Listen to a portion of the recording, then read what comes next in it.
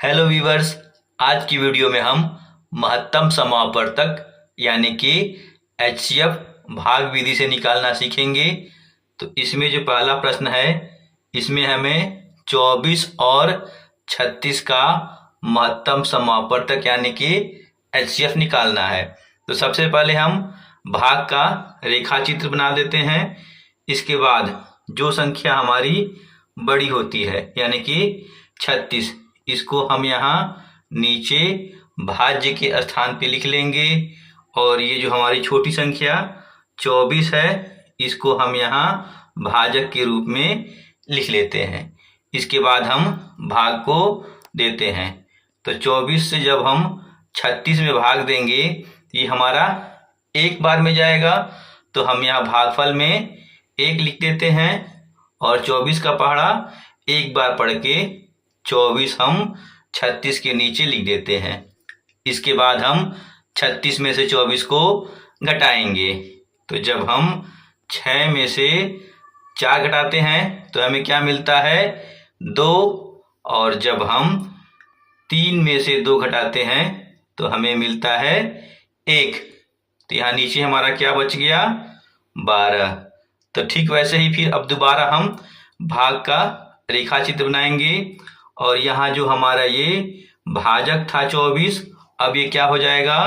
भाज्य के रूप में लिखा जाएगा। और यहाँ ये जो हमारा 12 है, यह क्या हो जाएगा? अब ये भाजक का काम करेगा। तो अब हम भाग देते हैं 24 में 12 से, तो ये कितनी बार जाएगा? 2 बार जाएगा। तो हम यहाँ भागफल में 2 लिख देते हैं और 12 दूनी कितना होता है? 24। तो इस 24 को हम 24 के नीचे लिख के घटा देते हैं। तो जब हम 4 में से 4 घटाएंगे तो हमें मिलेगा 0। और जब हम 2 में से 2 घटाएंगे तो हमें क्या मिलेगा? 0। तो यहाँ आप देख रहे होंगे कि ये भाग हमारा संतृप्त हो गया, यानी कि शेषफल में अब कुछ भी नहीं बचा है और पूरा पूरा हमारा भाग लग गया है। तो चूंकि हमारा भाग किससे लगा? पूरा पूरा 12 से, तो इसलिए क्या हो जाएगा? 24 और 36 का जो महत्तम समापवर्तक है, यह कितना हो जाएगा? 12 हो जाएगा, क्योंकि 12 से ही हमारा ये भाग पूरा का पूरा संतृप्त हुआ है। आइए एक और उदाहरण देखते हैं। अब हमें 18 और 48 का महत्तम समापवर्तक यानी कि एचसीएफ निकालना है। तो इसमें भी ठीक वैसे ही पहले भाग का रेखा चित्र बना लेते हैं।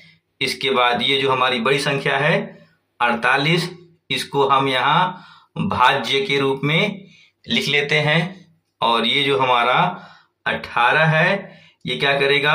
अब ये भाजक का काम करेगा या भाजक के जगह पे लिखा जाएगा। तो जब हम 48 में 18 से भाग देंगे तो कितनी बार में जाएगा? यह 2 बार में जाएगा। तो हम भागफल में 2 लिखते हैं और जब हम 18 का पहाड़ा 2 बार पढ़ते हैं तो कितना होता है? 36। तो हम 48 के नीचे क्या लिख देंगे? 36। अब हम 48 में से 36 को घटाएंगे। तो सबसे पहले 8 में से 6 घटाते हैं तो हमें क्या मिलता है? 2। तो हम 2 लिख देते हैं। और जब हम 4 में से 3 घटाते हैं तो हमें मिलता है 1। तो हम यहाँ नीचे 1 लिख देते हैं। अब ठीक वैसे ही अब भाग का रेखा चित्र बनाएंगे। और यहाँ ये जो हमारा 18 जो है, पहले क्या था? भाजक था। अब ये क्या हो जाएगा? हमारा ये भाज्य हो जाएगा। तो हम यहाँ इसको भाज्य के स्थान पर लिख देते हैं। और ये जो हमारा 12 है, अब यह भाजक का काम करेगा। तो अब हम 18 में 12 से भाग देते हैं तो यह एक बार में जाएगा। तो हम भागफल में 1 लिख देते हैं और 12 का पहाड़ा जब हम एक बार पढ़ते हैं तो 12 एकम 12। तो हम 18 के नीचे 12 लिख देते हैं और इसके बाद हम 18 में से 12 को घटाएंगे।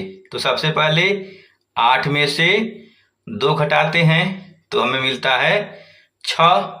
तो हम यहाँ नीचे 6 लिख देंगे। और जब हम 1 में से 1 घटाते हैं तो हमें मिलता है 0, यानी कि शेष हमारा कितना बच गया 6। अब क्या करेंगे, दोबारा भाग का रेखा चित्र बना लेंगे। इसके बाद यहाँ अब जो 12 था ये हमारा भाजक था, तो अब इसको हम भाज्य बनाएंगे, यानी कि यहाँ हम इसको लिख देंगे। और यहाँ जो ये हमारा 6 था, अब ये किसका काम करेगा, अब ये भाजक का काम करेगा।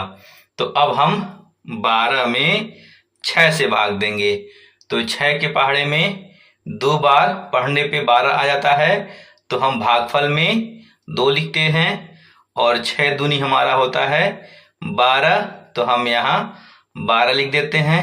अब हम ऊपर वाले 12 में से नीचे वाले 12 को घटाएंगे, तो जब हम 2 में से 2 घटाते हैं तो हमें मिलता है 0, और जब हम 1 में से 1 घटाते हैं तो हमें मिलता है 0। तो यहाँ आप देखते होंगे कि ये भाग हमारा संतृप्त हो गया, यानी कि अब यहाँ शेष में कुछ भी नहीं है।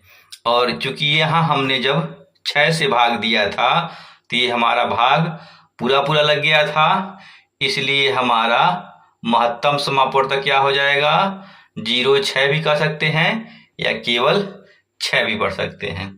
तो ये तरीका होता है भाग विधि से महत्तम समापवर्तक निकालने का। तो ये एक अभ्यास प्रश्न है, इसका उत्तर आप कमेंट बॉक्स में जरूर दें।